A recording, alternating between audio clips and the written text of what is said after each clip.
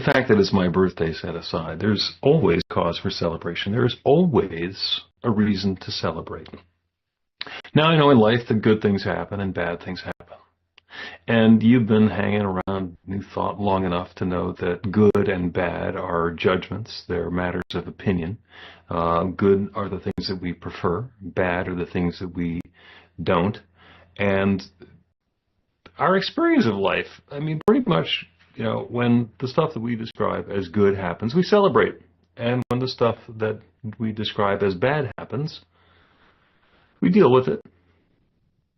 Sometimes we deal with it very well. Sometimes we deal with it very poorly. It's just the way it goes.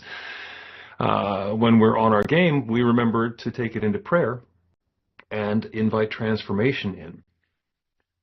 But as we're going through the experience of life, what we tend to do, what I've noticed, is that we tend to take the experience that we've had in the past and we project that onto the future, and then we get disheartened. Yeah, we get unhappy because we think that the stuff that's been happening is going to continue happening.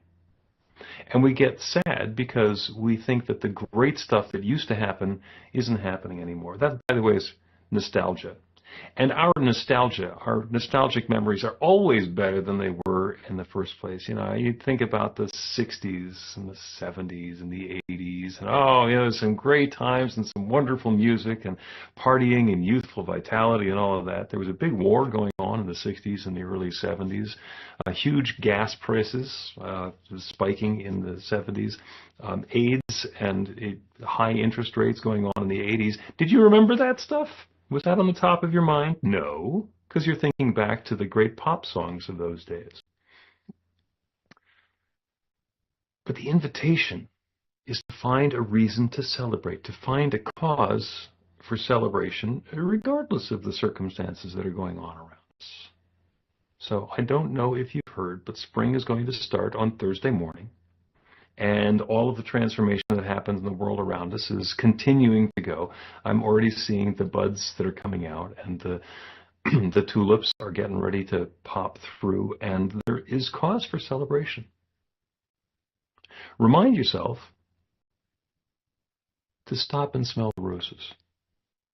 And that's not just metaphorical. When the roses blossom in your neighborhood and you're walking around paying attention to something else and you see them, stop and smell them. Some of them actually smell really good. Take advantage of the circumstance that's at hand and celebrate it. There's a story that Jean Houston tells. Jean is an anthropologist and a spiritual leader and a visionary, and she was a protege of Buckminster Fuller and Margaret Mead, among others. And in the last days at the end of her life, Margaret Mead was actually living with Jean Houston. And Jean tells the story that you could tell when Margaret woke up every morning because she would bellow at the top of her lungs, "I'm Margaret Mead, and thank God I'm alive." When's the last time you did that? And by the way, you don't have to say Margaret Mead. You can say your name in there. She would yell, "I'm Margaret Mead, and thank God I'm alive." That was cause for celebration. So we can always find cause for celebration. And even when we're finding cause for celebration in the bad things that didn't happen, or the bad things that happened didn't happen to us. So just as an exercise, I checked the newspaper headlines. Intense long-duration tornadoes struck parts of Arkansas, Mississippi, and Missouri, leaving some communities in tatters. Did that happen to you? Probably not. We're not going to celebrate that it happened to somebody else, but we can celebrate that it didn't happen to us. Hundreds of homes and other buildings were destroyed in Oklahoma as fierce winds and wildfires swept through the region. Again, sad, tragic, disappointing, unhappy. Did it happen to you? You can celebrate that it did not. I'm just going over the headlines in the newspaper this morning. Nightclub fire kills at least 59 in North Macedonia. How's your life in comparison? Are there some roses for you to smell? Is there some peace that's going on? There are people who are trying to live in Gaza. And my heart goes out to those people and to all the people who I've been talking about, because there are challenges that come along. I said, when the things that we describe as bad happen, we get to deal with them. And we can celebrate the good that's happening for us and the bad or the challenging things that might be happening in other places that didn't happen to us. There's somebody a few weeks back living in North Philadelphia. An airplane crashed into their house. On a scale of good to bad, I would call that bad. And it's a reason for empathy and compassion. And it's a reminder that when we're catastrophizing about the horrible things that are going on in our lives and how bad they are, did an airplane crash into your house? Okay, maybe there's a little cause for celebration. Perhaps there is a gift at hand. And in every moment, we can remind ourselves of the gift that's available by taking a deep breath. So go ahead and do that right now. Take a deep breath in, and then let it go. And keep breathing. And there are people who have a challenging time breathing. And if you're not having a challenging time breathing, you can celebrate that. There's something wonderful going on for you. I've been dealing with a lot of people over the course of the last week who are dealing with serious health challenges, and some friends of mine have passed. And it's a moment for sadness. And I can celebrate their life, and I can celebrate the progress that they've been on, and I can also celebrate my own experience. We can each do that. We can each celebrate the experience that we're having. Accept the good that's available, deal with the challenges that come along, and find the cause for celebration. So there's a lot of stuff that's going on in our country now, and there are people who are wringing their hands. And, as you heard, we're doing a supportive gathering a week from tonight. And it's just to get together with people and listen and be present and open up to a spiritual perspective, not to bypass anything, not to stuff any feelings down, but to give some space to say, hey, this is what's going on for me, and how can I be okay with this? And it's possible that in some ways we are okay. We need to be reminded of it. We need to be connected with other people and have an opportunity to share that. So I invite you to come to that gathering. It's on Sunday at 7 p.m. It's going to be in a Zoom meeting, not this Zoom meeting, a different one. In recent days, completely to my surprise, Dean and I have been exploring the possibilities of world travel. Is there a better place in this country, in this world to live? And I don't know. I remember the stories that Patrick had before he decided to expatriate to Portugal. And he's having a good time doing that. And is that a good idea?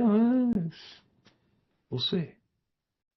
We'll see. But it could be a cause for celebration. There could be something new that's coming along there. The important thing to remember is to not panic, to deal with the situation, and to open to the guidance, to let ourselves be guided and take the next methodical, reasonable step, rather than throw our hands in the air and go, oh my gosh, it's terrible, it's awful, nothing's working, life is horrible. My dog Oliver loves chasing squirrels. We were out today in the park chasing squirrels. And as far as Oliver is concerned, chasing squirrels is good. And I would imagine that as far as the squirrels are concerned, Oliver chasing squirrels is bad. Now, it's a difference in perspective. Oliver does not catch the squirrels, which for the squirrels is a cause for celebration. I'm pretty sure for Oliver it's a cause for celebration, because he could probably catch him if he wanted to, but I think he just likes chasing him. But the person who it's a real celebration for is me, because I don't have to deal with a dog that caught a squirrel. I don't know how messy that is, but it's got to be messy. And there's a cause for celebration for me. He's running, he's having a good time, the squirrels are getting their workout, he's like the CrossFit instructor for the squirrels in our neighborhood. And it can be a celebration for everybody.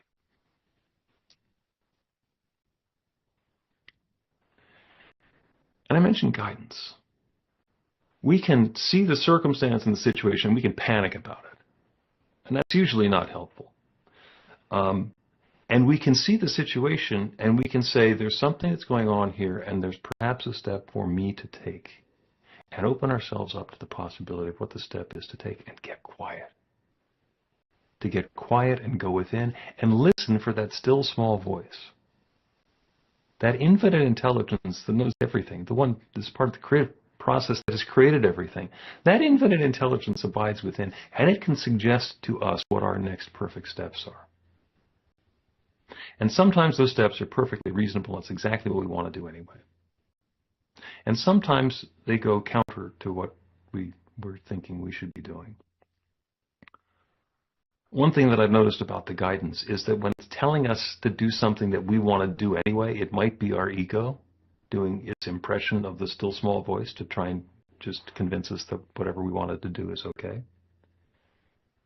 And if it's suggesting something new or something different or a different angle or approach for the way to engage with the world, that's something that's worth listening to. There's another Gene Houston story. I was thinking about Gene Houston because of Margaret Mead, and the other one came to mind. Gene Houston, who's the very well-renowned, wonderful lady. She was, and this is 25 years ago, she was scheduled to do a talk at the United Nations. She went to New York to do her talk at the United Nations, and she got this intuitive ping that she should go home. Skip the talk. Don't do the talk on Monday morning. Just go home immediately, because Northern California, which is where she lives, is the place to be. And she's supposed to be doing a speech at the United Nations, and she traveled all the way across the country to do this, and everything sensible would say, stay and just do the speech. But she didn't. She listened to the intuitive hit. And she went home. And she was at home. And it's possible that when she got home on that Monday afternoon, that she might have felt sheepish. Well, I gave this whole thing up, and there's, what was the point of that? But she didn't know she was going with her guidance. It turns out that the day that she went home was September 10th, 2001. And she was supposed to go home on September 11th on Flight 93, which is the one that crashed in Shanksville, Pennsylvania. She found out later on that the intuitive guidance had been exactly right. That the place for her to be was not the place that her ego told her to be, not the place that she had committed or scheduled herself to be, but someplace else. And that infinite creative power that creates everything is able to provide something to celebrate that way. So there's always something to celebrate. There's always cause for celebration. There's always a reason to get the little party noisemakers and the funny hats and the pom-poms and celebrate something. And sometimes when we're faced with a challenge, we really have to look at what our steps and our activities are in order to bring that new experience of celebration into being. But it is always there. As we heard before, in everything, give thanks. In everything, give thanks. There is something good going on here, even if I don't know what it is, even if it seems horrible right now. There is the possibility to turn away from what's not working, to turn towards the light and invite something new and be part of that celebration. So that's the invitation for you, for today, for this week. As springtime begins, as St. Patrick's Day unfolds, as you blow out my birthday candles, let your life be a joyous celebration. So it is.